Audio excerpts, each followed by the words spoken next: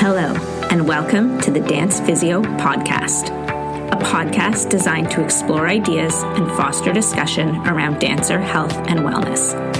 We're here to challenge the status quo, bridge the gap between dance science and the studio, and help change the landscape of the dance industry for the better.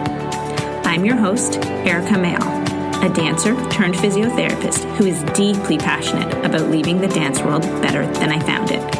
I'm so glad you're here. Let's get started. Hello, everybody, and welcome back to another episode of the Dance Physio Podcast. I am so excited for today's episode because I have a guest on today, and our guest today is Lindsay Daniels. And Lindsay is an educator, an adjudicator, a curriculum writer, a speaker with over 25 years of experience in the dance education industry. She's currently on the faculty with the Durham District School Board as a dance education specialist in Oshawa, Ontario. And she's also the founder of the Movement Project, which is an organization committed to best practices in dance training and pedagogy. Lindsay has a Bachelor of Kinesiology from McMaster University, is certified with the Ontario College of Teachers. She is a faculty member of the Adapt Teacher Training School and a guest speaker at the Toronto Dance Teacher Conference. She's always eager to connect with other professionals in the dance world and to create a safer and more inclusive dance community. And I'm so excited to have her on today to chat about her perspective of the dance world. And she kind of comes to the dance world with like a little bit of a unique perspective that I think we don't always see when we are kind of in our silos of oftentimes like competition-based dance and things like that. So excited to chat with you today, Lindsay, and welcome to the podcast. Hi, Erica. Thank you so much for having me. I'm really looking forward to our chat today. I always enjoy our discussions together. So really excited about this. Awesome. So guest episodes, I always start with the same question with all of my guests. So the first question is, what are your earliest memories of dance, or how did you get into dance or fall in love with dance? Great question. So I actually, there's not really a point in my life where I can't remember dance not being a part of my life, right? So I actually started, like many of us, at a very young age. I was 3 years old. My parents put me in dance. I grew up at a studio in Scarborough, Ontario, which is a part of Toronto. And my earliest memories, I was actually a very serious and quite shy child, according to my mother, which is, I think, surprising to people to hear because I'm pretty outgoing now. But at the time, dance, memories of dance involve putting myself out there and performing with my friends and developing these really great relationships with my girlfriends growing up. And I remember even, this tiny staircase I had to walk up to go to the studio. It's one of my earliest memories, I would say. Even the smell of the studio is still imprinted in my brain. Like I still have this visceral response when I think about it.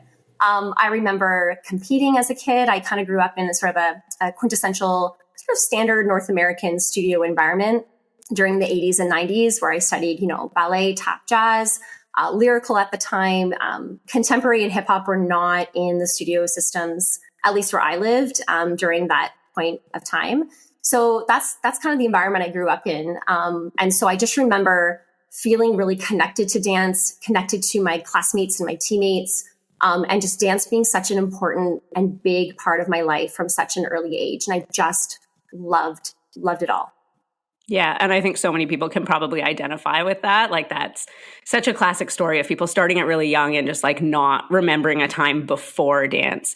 So was there a point in time or like when you sort of realized you wanted to go like down the teaching path, or like how did that evolve over time and how did you end up in the teaching world? Great question. So after my studio years, it kind of actually happened organically and did not happen intentionally. Those kids that grow up saying, I want to own a dance studio and I want to be a teacher, like right, from they're 5 years old. That was not necessarily my vision or my path. Funny enough, and perhaps this is why we relate and connect so well, is I actually wanted to become a physiotherapist. Funny. Yeah. So side note, during my I'll kind of backtrack a bit here, but like I said, grew up in sort of a standard studio environment, but in my early high school years, I suffered from a really bad back injury and was having knee problems and shin pain. And like my body felt like it was falling apart at 14 years old. And that was really mentally very difficult. You must see this all the time, right? When dance is part of your identity and a big part of your life. And all of a sudden, the thing that you love is causing pain, discomfort, and resistance in your body. Like my body was screaming at me. And so I unfortunately at the time had to give up dance for a short period of time and really focused on my health. But it was there that I really fell in love with learning about the body and anatomy and training and the science behind what was going on. And that really intrigued me. And so moving into high school, I actually went to performing arts high school. Although they had a dance component there, it was primarily based in music and musical theater. And so as a result, I ended up leaving the competitive scene, which was very difficult for me. But again, my body was not having it. And I could sense this wasn't going to work out. It did later, but we'll circle back to that. And so in high school, that's where I really got into choreography. I started choreographing musicals. I started putting together my own productions, and I really fell in love with the process. And that's where the teaching vein kind of showed up for me. And then at the same time, I was studying classical ballet. So although I was out of the comp world, I really dove into a different side of the dance world that I wasn't really exposed to. So at the time, it was devastating to not be competing and live in that world. But as an adult, looking back, it actually really opened up different doors for me and exposed me to a different side of the dance community that I wasn't really living in and didn't experience before. So then fast forward, I went to McMaster University again to become a physiotherapist or even go into sports medicine. I was interested in becoming a physician. I loved science. I loved learning about training principles and safety in dance, probably because my own lens of my own injury really fascinated me. And I wanted to help other people that were dealing with that. However, at McMaster, I was heavily involved in the Center for Dance there, again, choreographing, teaching.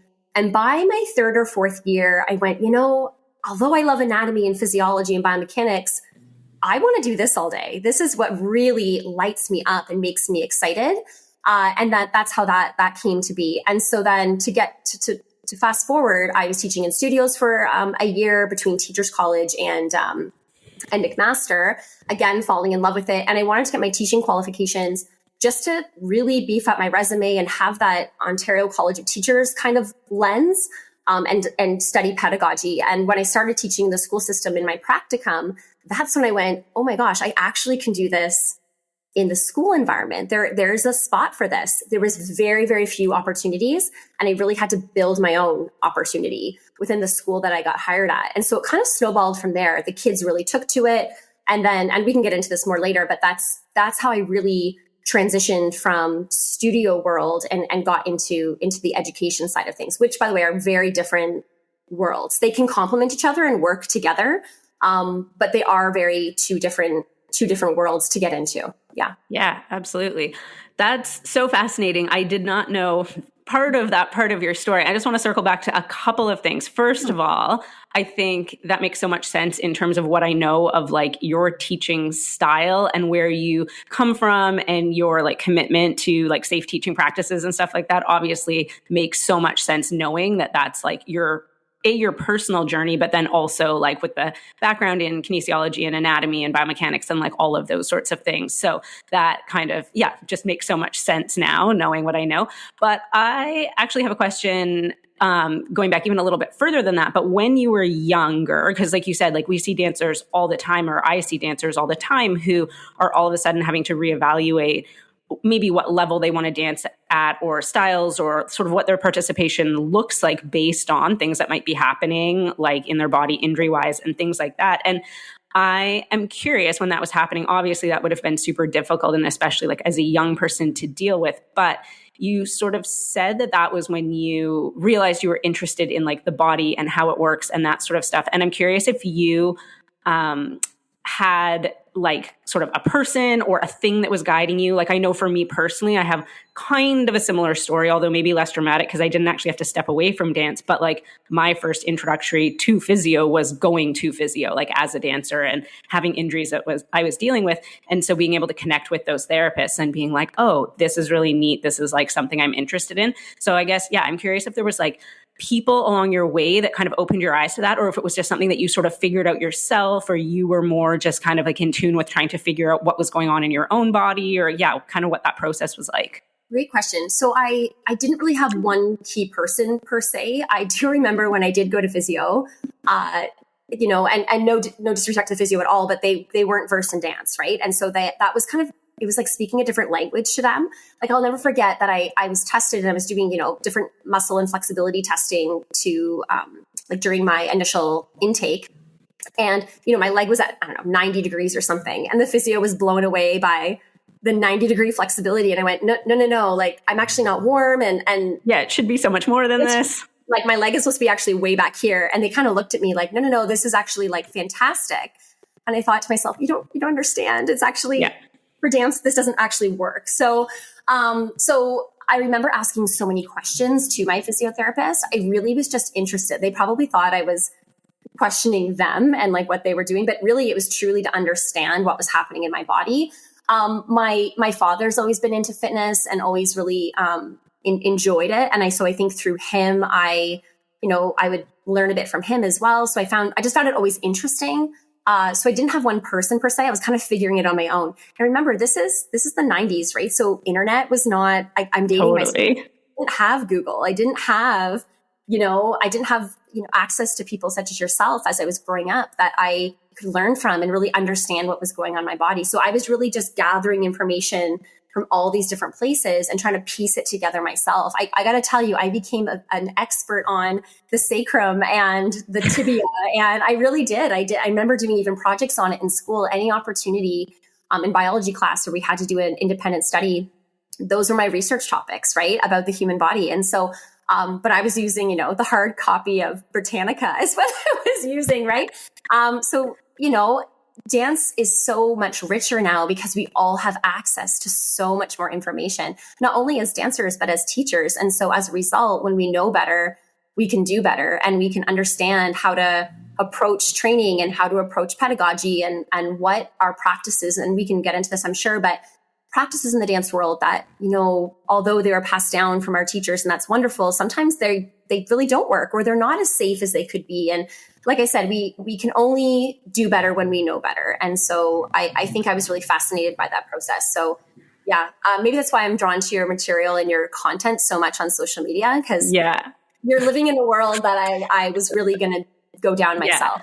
Well, and I think it makes so much sense, like, why we've like connected, even though we've never actually met in person, but just like we've always sort of had this like connection over social media, probably because, like I said, our stories are fairly similar in that regard. And I was also, the dancer who was in the sport physio clinic with all of the like basketball players from my high school basketball team, and they're doing their rehab and I'm over in the corner doing, whatever. And it was the same experience where the physios, although like great physios and really like fairly renowned within the sports world, did not understand dance. And to be fair, like tried their best, but they would be like, all right, well, figure this out yourself. And so that was actually, it was almost like they actually gave me the opportunity to almost like work with them. And they'd be like, okay, well, this is like what we want to try and accomplish. Like, what would this look like for a dancer? And so it was like, instead of doing the exercise, maybe how they would normally do it, I would do it through like a bigger range of motion or more at end range or things like that. So I was lucky in that regard where although they truly did not understand dance and it was very obvious we were speaking a different language,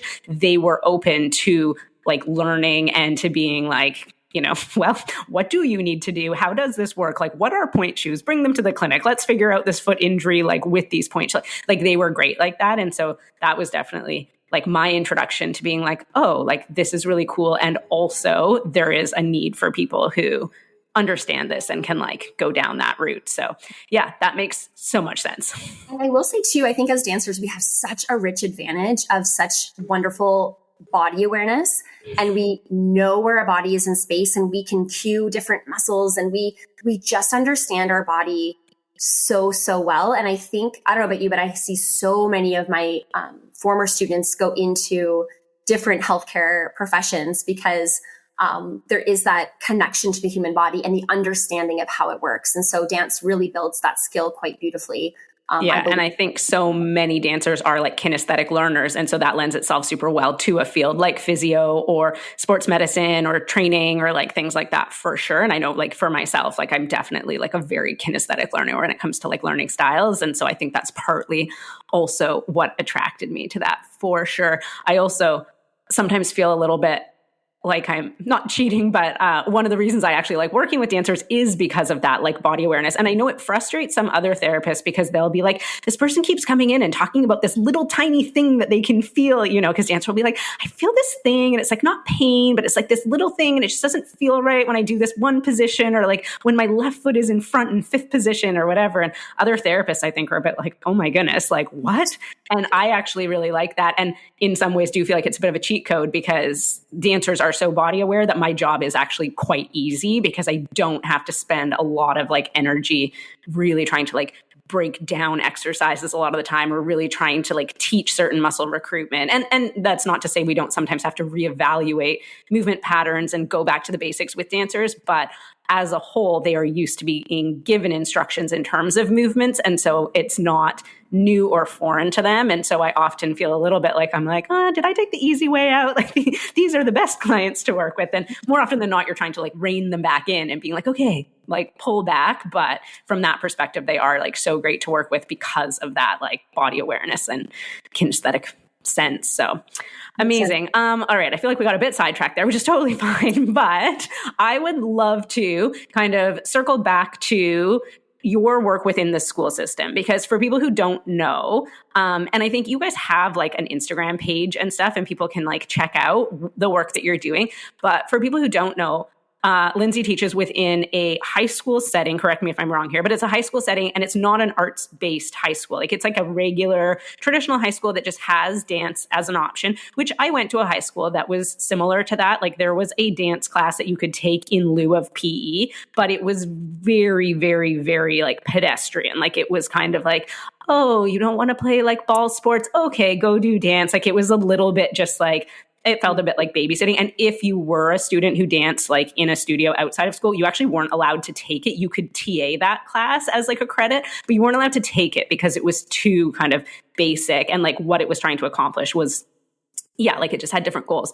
But all that to say, the dance program that you teach and that you have created, again, is not like in a fine arts high school, but when you see like the choreography that you guys do and the program that you've developed, it is incredible the level that these dancers are dancing at, because most of them, I think, don't come from like a dance background. So I would love it if you'd tell us just like a little bit more about, the program and So I've taught at 2 different high schools. So halfway through my career, I switched schools. I was just ready for a change. And I think that's good for me. Like I think change is invigorating.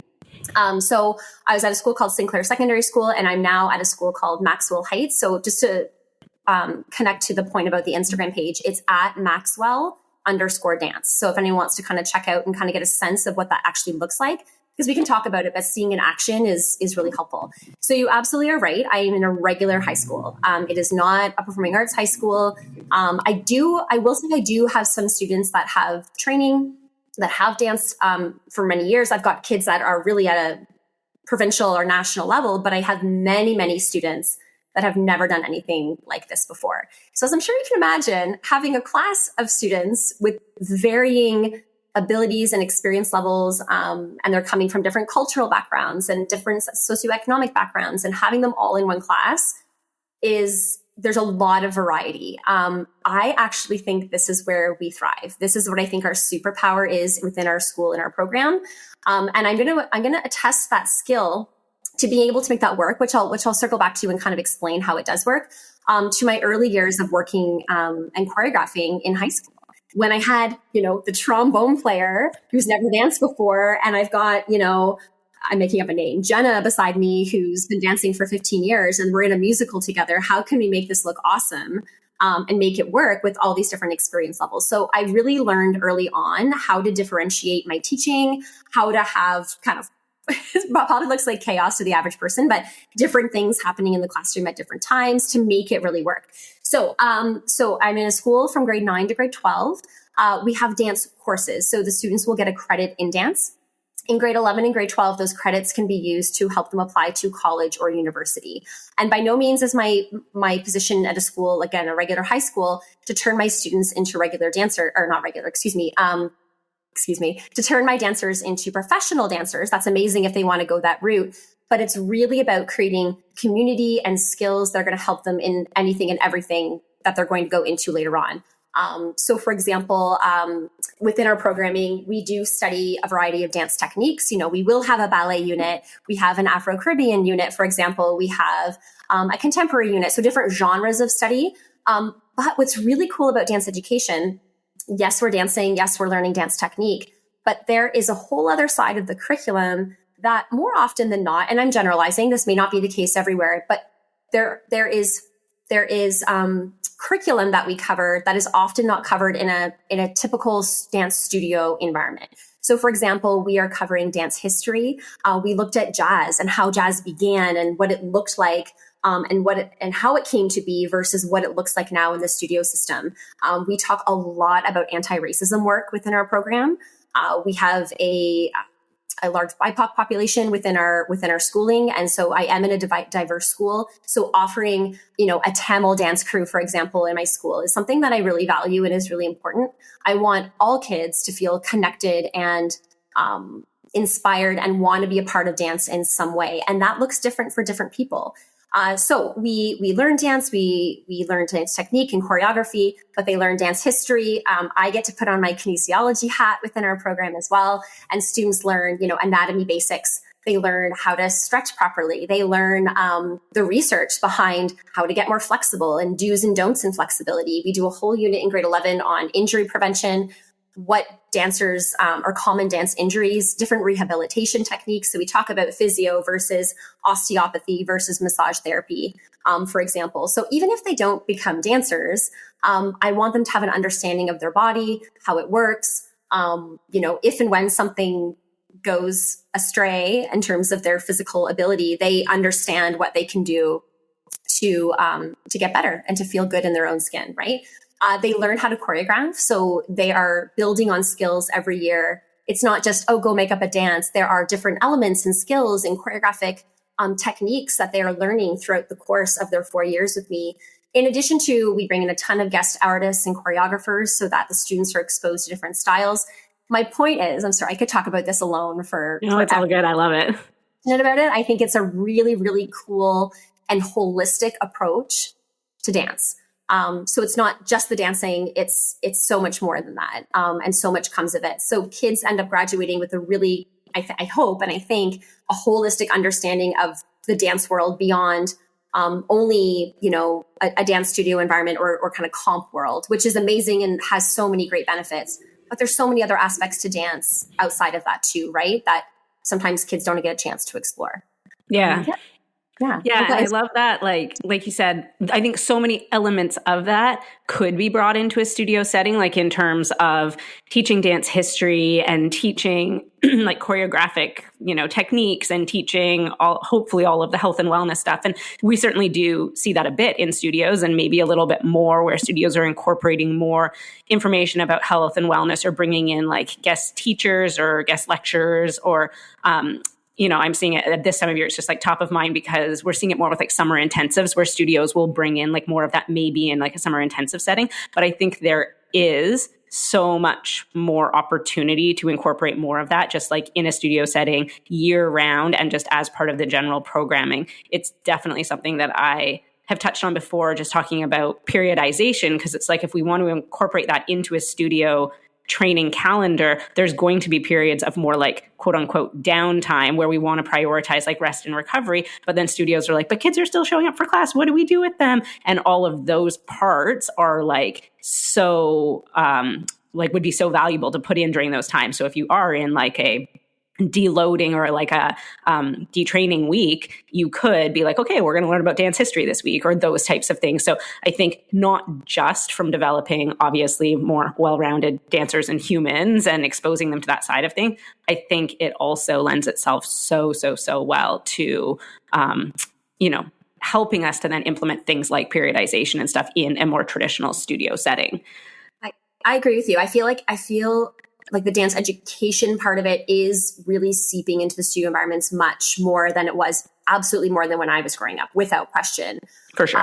Definitely happening more and more. I will say I can appreciate, it's hard to fit everything in. I Absolutely. get it. It really is. And so with me, it's a part of the curriculum. It's something I actually need to cover, at least in Ontario. I can't speak to other provinces, but those elements, everything I listed is part of what I need to and supposed to cover within my classroom environment, right? And so I can appreciate that it's hard to fit all of that in all the time. And so it's a really nice option for kids who are training in a student environment to kind of fill in some of this knowledge that they just might not have time to be exposed to otherwise, right? So it really does kind of open up just another perspective of what the dance world includes and what it involves, right? So it's really something that I wish I had more access to growing up, for sure. And I will say, in terms of our school programming as well, despite the different levels, which I know some teachers, that really freaks them out, right? That really makes them panic.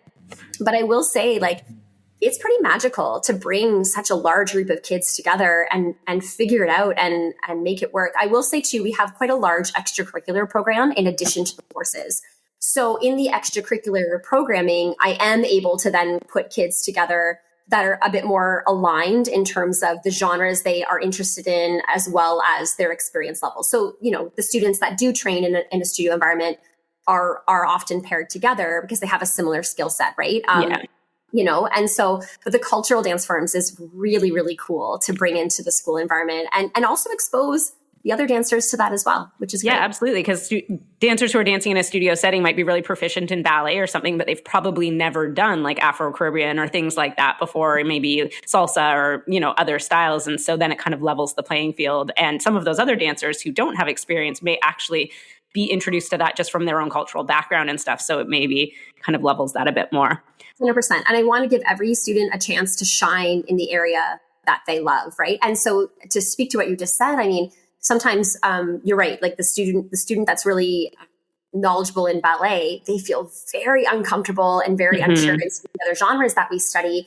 And I think that's really good for them, right? It's really good for them to kind of to try on a different hat and really reflect on why is it challenging and why are they struggling in that genre? And I think that's really important. And I will say too, I'm very much generalizing here, but I do find sometimes dancers that train in a studio environment often can struggle with choreographing themselves or doing composition work themselves. Yeah.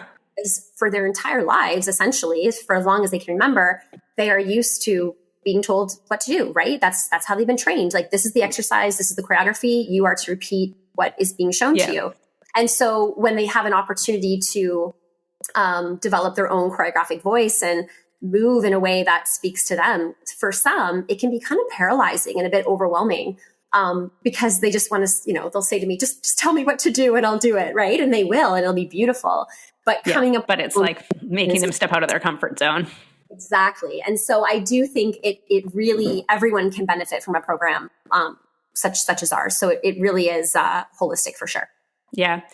I just have one more question about that, and then we'll switch gears because I do want to talk about the movement project as well a little bit. But in terms of like the high school dance program, because like I said, like I went to a high school that had a dance, I don't even know if I'd call it a program. It had a dance class that people could take, but there was definitely not like buy-in. And whether that had anything to do with like the faculty, I went to a very, very sports heavy high school. Like that was its sort of claim to fame. So football, rugby, like those were kind of what the school was known for. So dance was obviously just kind of this afterthought for people who didn't want to do rugby and PE every day. But in terms of your school, because I know you guys have like high uptake in terms of the number of students who choose to participate in those dance classes, is there anything in particular that you think is like the buy-in or like the thing that sort of makes students want to participate in that? Because I don't know that a lot of high school students, or like you hear people and teachers and stuff talk about how hard it is sometimes to motivate, especially nowadays, like teenagers, to do things that are not screen-based or to do things that are stepping out of their comfort zone or those types of things. So I'm curious if there's something that you particularly do to attract students to the program, or do you think it's just the way the program has developed and that it is so kind of like robust and includes so many different things that it then just kind of has created an environment that students want to participate in? That would be a really good question for my students, actually. Yeah, fair enough. We should. There's a few layers to it because, again, I've been at two different schools. Yeah. And my model, although it's definitely shifted and it's always evolving. So it's not exactly the same year to year, but there is a formula without question.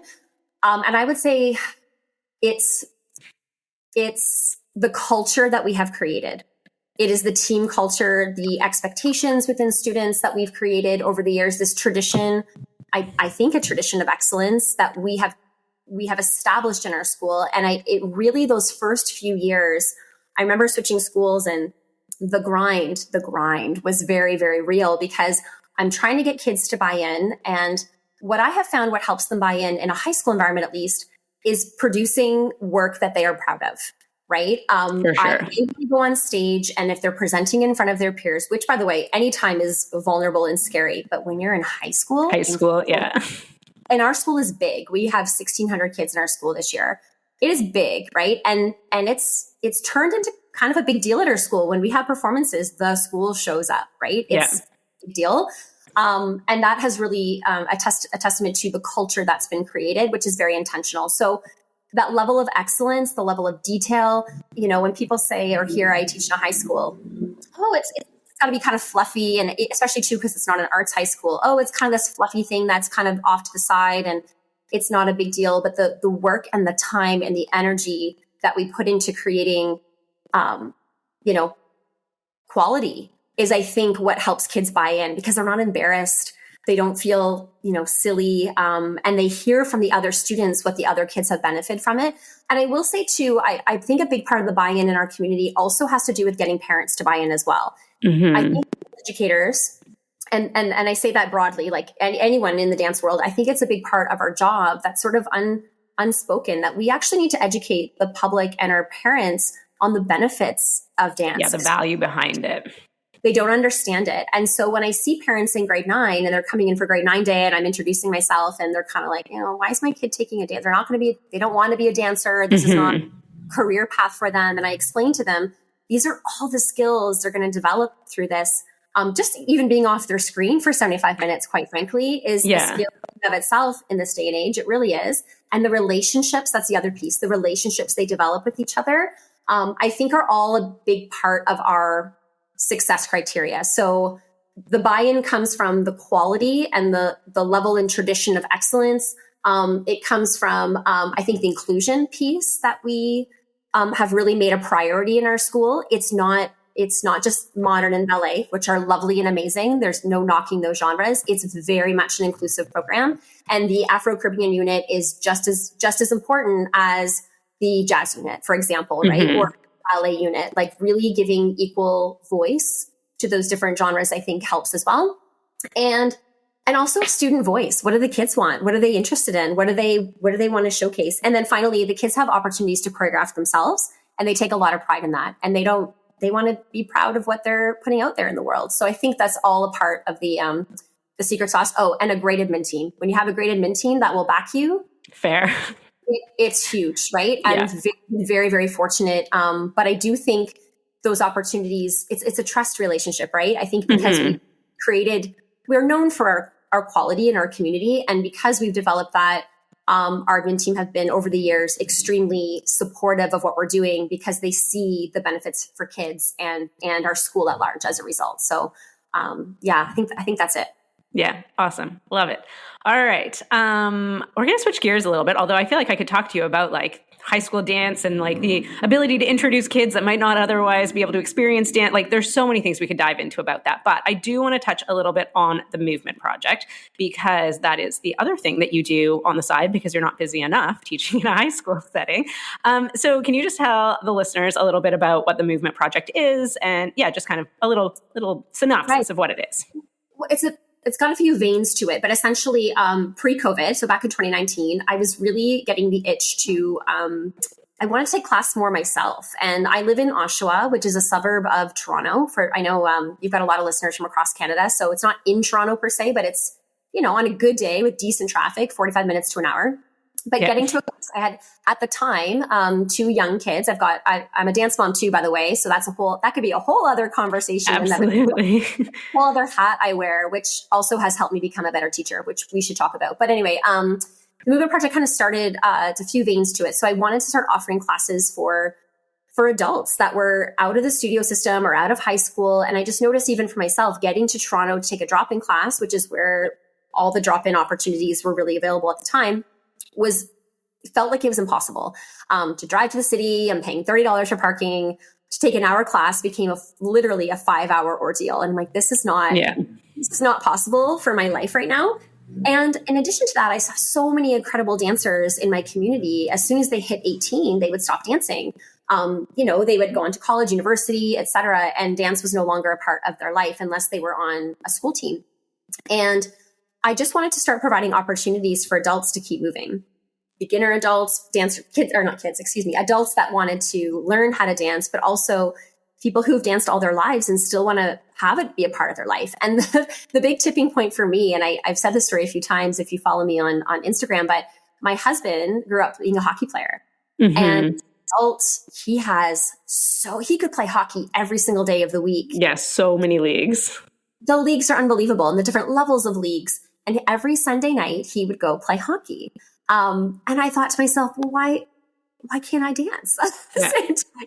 Why isn't there anything for me, right? And so that's how it began. So I started offering a few classes and it was really well received. It was, I think, needed in our community. And then COVID hit, so things changed form over time. Of course. We all know what happened there. But then I've still been offering classes, whether it be online during the pandemic, but now on the other side of it, we're back to offering in-person classes. They are also on Sunday nights because dance studios tend to not use their studio spaces. So I rent space from a local dance studio and we run classes for adults from beginner to experienced. And it's been so, so joyful and good for my soul. And I say predominantly women come. For many of them, it's their night out. It's their night away from their kids. And it's a way for them to engage with something that they used to love. For many of them too, it's actually very healing. There's a lot of stories of people having challenges growing up in the dance world. And they had a lot of, I don't mean to use this word lightly, but some dancers had trauma, experienced Absolutely. trauma. Mental trauma. And so for many of them, they find it really healing to come back to dance in this very non-competitive we're dancing for joy and we're dancing for the love of dance, not because we're trying to get a score high or anything like that. And I'm not knocking that at all. It's not where we are in our lives right now. Yeah. That's not right. In addition to that though, because of social media and Instagram specifically, I found that my Instagram account became a really great way for me to connect with other educators. So I am the only person who's teaching dance currently at my high school. It's me leading the curriculum. And although I have helped other teachers, which are amazing, they're teaching in different departments. So although I'm surrounded by people all day, dance teaching can actually be kind of isolating. You're leading your classes, but you're not necessarily with other teachers. So I really wanted to talk about issues and my thoughts in the dance world and, hey, what are you doing? And what are you doing? And what works for you? And so really the Instagram account really became an opportunity to connect with other people. Yourself being one of them. Like I have met so many incredible people in the dance world. Yourself, of course, being one of those people. And I've just learned so much from other dance teachers as well. And I think, as I mentioned earlier, when we know better, we can do better. So I'm really hungry and thirsty to learn from other people and talk about issues. And what am I seeing in my little bubble and corner of the country that, maybe other people are experiencing and we can learn from each other. So it really has become this really cool community where I learn myself and I have just gained some wonderful friendships as a result. So it's become a lot of discussion about best practices in dance education because, I did work for years in a studio environment. That's something I didn't talk about, but I was teaching in Toronto for many years. I still do a lot of freelance work in studios. I run workshops or I do speaker series or I teach a lyrical class, for example, and I'll do that particularly over the summer. So I understand both worlds, the dance education world as well as the dance studio world. And I think they really can learn a lot from each other if they were just talking more, right? So that's really what the Movement Project is and how it came to be. Awesome. I love that. And yeah, I think it's there is such a void in a lot of communities. I'm really lucky here in Vancouver that there are sort of drop-in studios that are not super far away. Although even for me, I live in a suburb of downtown Vancouver. And so to get to a class in the city, I have to hop on a sea bus or whatever across the water. It's the same thing. It is a little bit of a production. And so I've been lucky. I found classes at studios that are more local to me. But I do think that for a long time, it was really hard to find adult classes that were either not at a professional level, because a lot of the drop-in stuff in Vancouver is geared more towards like the freelance professional dancers in the city, which is awesome that there's classes they can take. But like, I'm in my 40s. I don't need to go and do like a, Right. professional level, like commercial dance class or whatever at this point in my life. Or the flip side of that would be like sort of more community center programming where it was really geared towards like the beginner dancer, which also amazing, but I don't necessarily want to go and do like a really introductory beginner level class. And so I do think there was for a long time like a bit of a void in classes that were for people who maybe grew up dancing or had a background in dance, who wanted to dance at like a, I don't know, I always call it an intermediate level, where it's like, the vocabulary, you have the background, but like physically, I'm not going to be doing the same things that I was doing when I was 15 or whatever. And so I have been lucky that I found a couple of classes in my community, but I know that that's definitely kind of a missing middle in a lot of places. And I love that the Movement Project seems to have filled the need for that in your community. So essentially, just like a needed service for, dancers to be able to like come back into the dance world, because you do see that a lot of dancers leave for whatever reason after they graduate. And like you said, some of them maybe because they didn't have great experiences and it might not have been like, leaving on the best terms, and others just because they wanted to go pursue something else. And then there wasn't really a way for them to stay attached to it. And so I do think for a lot of dancers, if they can eventually like come back to that, it can be really powerful and a really great thing in their life. So I love that. Awesome. Me too. All right. I realize I'm taking up lots of your time. I always wrap up guest podcast episodes with 5 kind of like rapid fire questions. They're not that rapid. You don't have to answer them in one word, but I purposely don't tell people about the questions ahead of time. So if you're okay with that, I will ask you those questions, and then I'll just let you tell us where we can find you. But let's go through those rapid fire questions first. So do you have, or what is your favorite sort of genre or style of dance? Oh, it would be hard questions. It's so hard. So I would say now it's studio jazz. Studio jazz is my favorite. Yeah. Awesome. I just love how I love the style. I love how it makes me feel. I love the connection to the music, the musicality. It's my favorite. I'm drawn to that one the most, for sure. Cool. Would you rather be on the stage or in the studio? Oh, good question.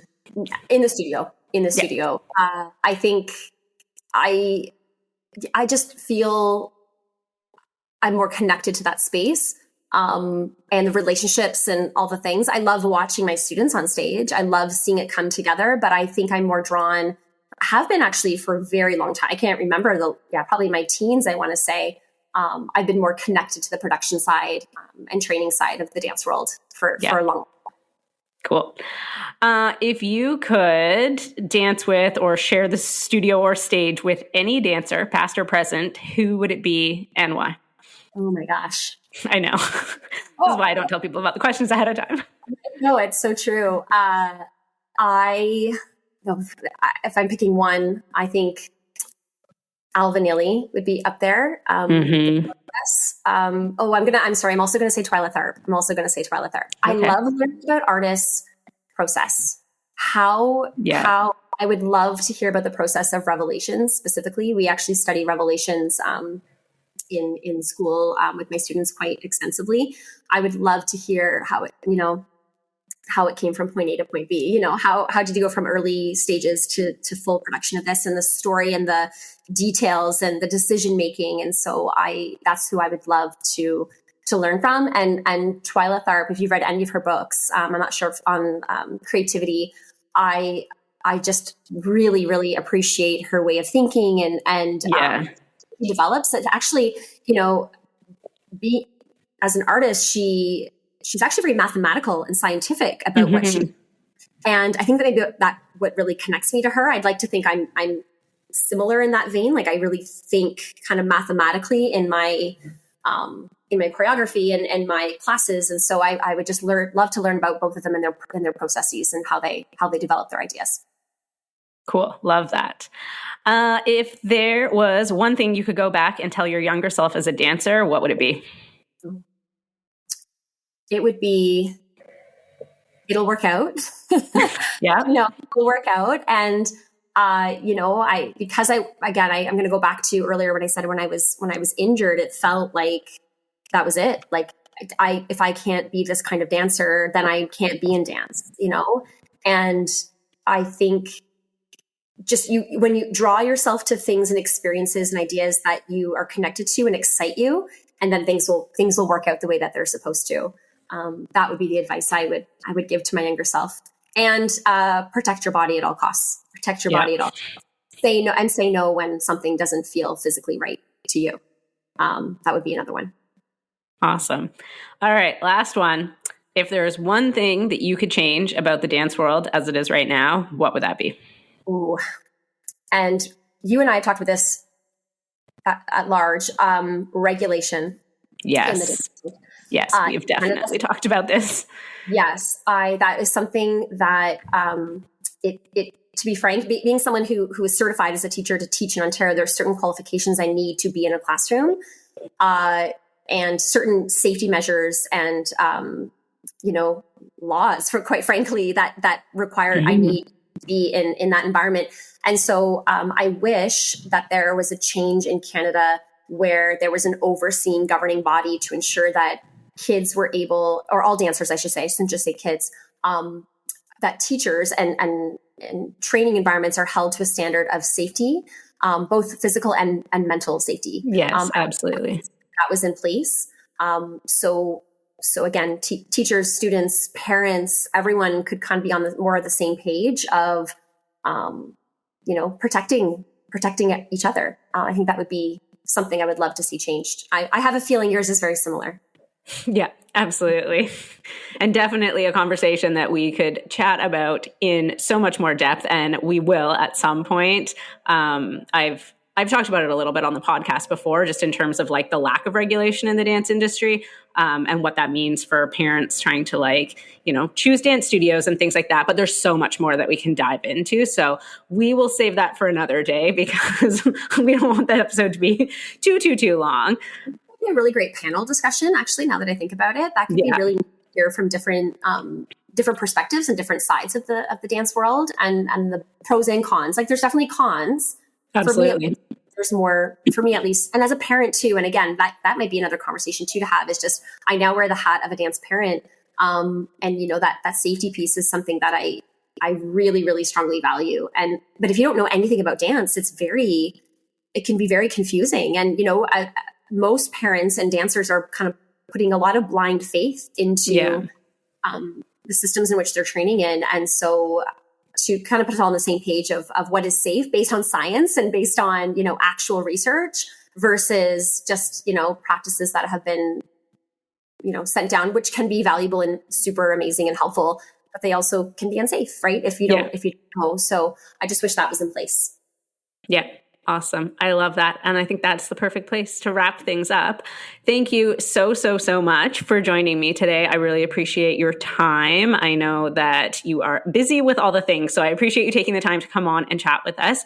If people want to connect with you, I know you mentioned the Maxwell Dance Instagram account. I'll put all of these in the show notes, but where else can people connect with you, or what are like the best ways for people to connect with you?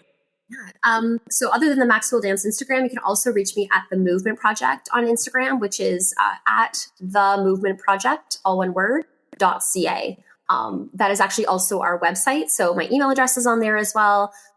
We do offer online even workshops and seminars for teachers and consultations, etc., on best practices in dance education and a variety of topics. So we are often working with other teachers from across Canada, actually, as well. So if anyone wants to connect, that's a good place to find me, as well as the faculty that I work with here at the Movement Project. So that's where you can find me. Amazing. Thank you so much. Again, I am so grateful for your time and you coming on and chatting with people. And it's like so amazing to hear different people's perspectives of their work within the dance world and their connection to the dance world. So I really appreciate it. And I appreciate all of you guys for listening today. I know you could be doing anything with your time, so I appreciate you taking the time out to listen. And I hope everyone has a great rest of their day.